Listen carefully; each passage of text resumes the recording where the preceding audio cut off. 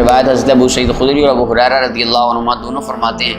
نبی کریم صلی اللہ علیہ وسلم نے ارشاد فرمایا جو غسل کرے جمعے والے دن اور اچھے کپڑے پہنے اور خوشبو لگائے اگر اس کے پاس ہو، اگر اس کے پاس اگر نہیں تو اللہ کا حکم، پھر جمعہ والے دن آئے، پھر یعنی جمعہ کے لیے آئے جمعہ پڑھنے، نہ پھلانگے لوگوں کی گردنیں. اب دیکھیں اس کی کتنی تاکید آ رہی ہے، لوگوں کی گردنیں نہ پھلانگے،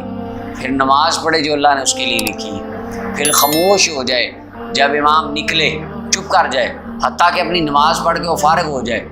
کفارہ ہوگا اس کے اور اس سے قبل پچھلے جمعے کے درمیان کفارہ ہو جائے گا، اللہ سارے گناہ معاف فرما دے گا.